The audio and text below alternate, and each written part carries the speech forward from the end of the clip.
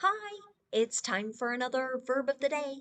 Today's verb is entrust. Let's take a moment and look at some of the definitions or the ways that we use this verb.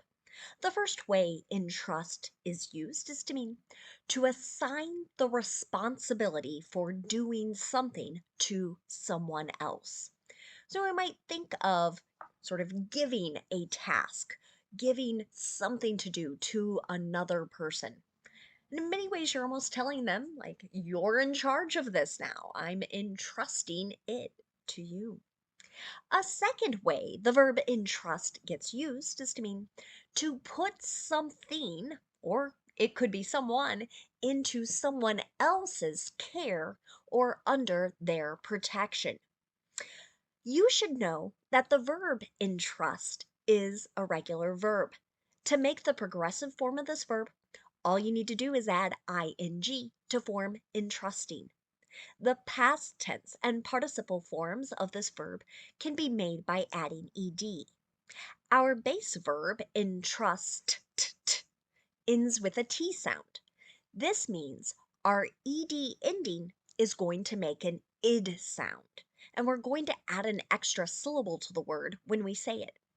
It should sound like this: entrusted, entrusted. Okay. Now, there are two phrasal verbs that really go back to the definitions we just looked at, but I still thought it would be helpful for us to talk about and see some examples. One phrasal verb you might encounter is to entrust to. This can mean that you are leaving someone or something in the care of another individual.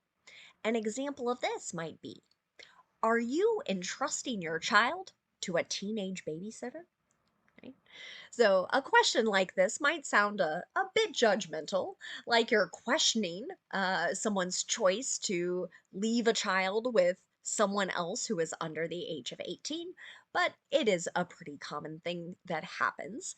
You can find very responsible teenagers who will provide excellent care for your children while away. Now, a second phrasal verb is entrust with. For this phrasal verb, we mean that we are relying on another person or relying on someone to care for someone or something else. An example of this might be: I'm going to entrust you with a big secret that cannot be shared. So here, I'm relying on someone to keep a secret, right? Not to share whatever piece of information that I am now going to repeat. What you might notice with both of these phrasal verbs are that they are separable. So generally, we're going to have an object come between the verb entrust and then either the particle to or with. Okay? What follows the particle with is generally the thing or person that is being cared for. Okay? Whereas with entrust to, that thing or person that is being cared for is coming between the verb and the particle to. So, small difference there, but hopefully it can help you as you use this verb. Now, let's move on and do a little bit of verb tense practice. Today, I thought it would be good to review the present perfect progressive and the simple future with a focus on be going to. Let's start with the present perfect progressive. We use this verb tense to talk about actions that started in the past and are continuing into the present. They might even be continuing into the future. Many times, the choice of using present perfect progressive is to focus on how long the action has been ongoing. Now, many teachers, textbooks, and even other YouTube videos will call this the present perfect continuous, and that is perfectly fine. The reason I like using present perfect progressive is that I like to remind my students that they can see 3-letter P's in the name of this verb, and this can help them remember that they're going to need 3 parts to make their verb. So in the present perfect progressive, we need to pay attention to our subject. If our subject is I, you, we, or they, the first part of our verb is going to be the word have. The second part is going to be the particle been, B-E-E-N.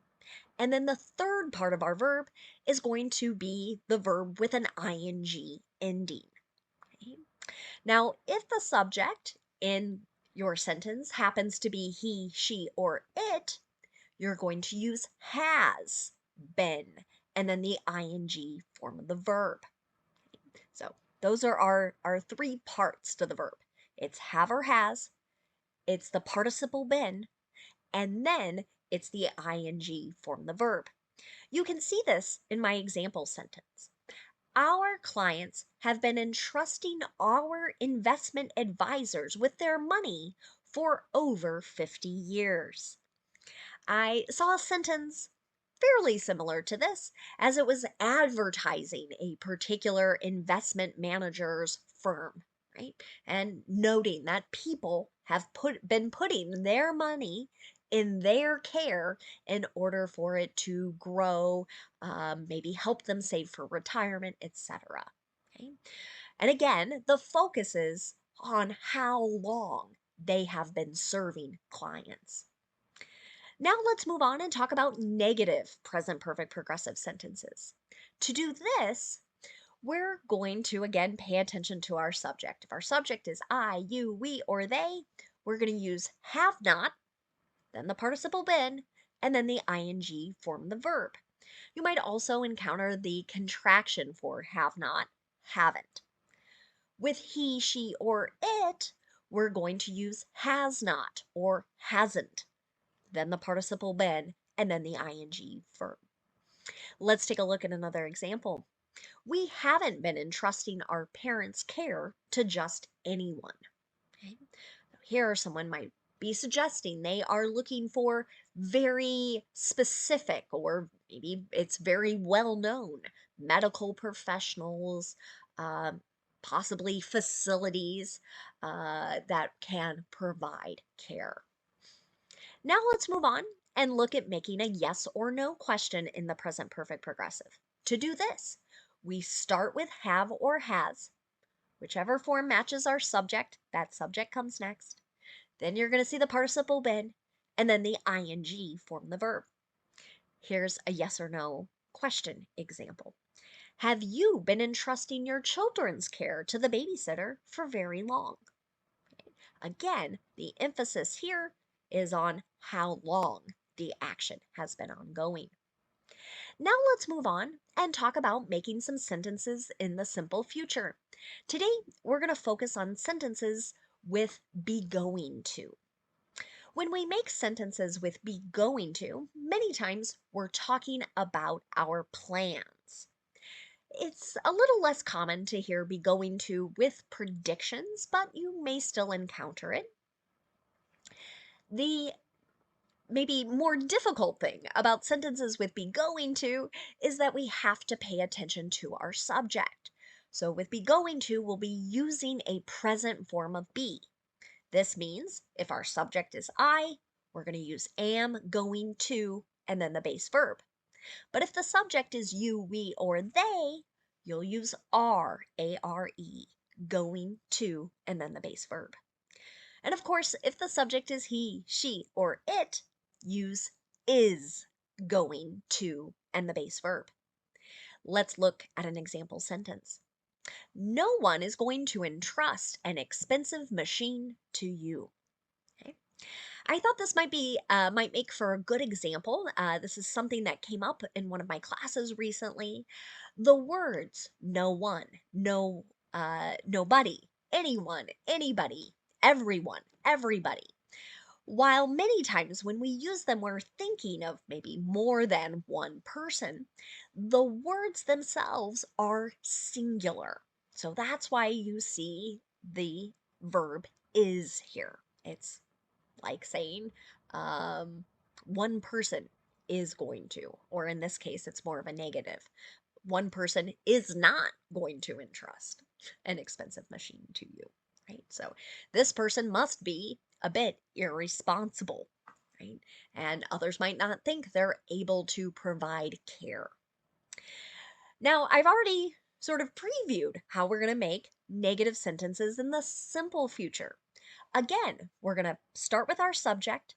We're going to use the form of be that matches, then not, then going to, and the base verb. Here's another example. The company isn't going to entrust its biggest client to its newest associate.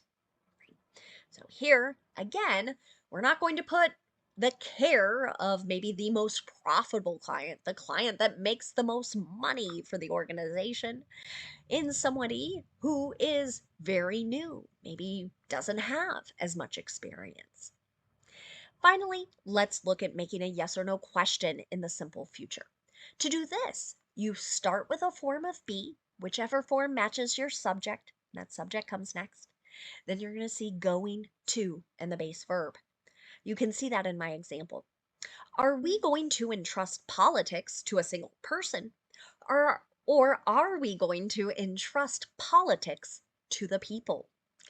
I saw a question rather similar to this from a politician, someone who was running for office and suggesting that their opponent was really more into it for him or herself rather than the good of everyone else. So they were encouraging more people to be involved in the process. Now, normally in my videos, I move on and talk about some words that are related to our verb entrust.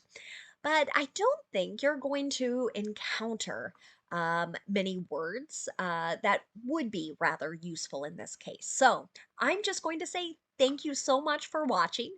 I love when people make suggestions, so feel free to leave a comment with a verb you would like to see be discussed in a future video. Thanks for watching. Have a wonderful day.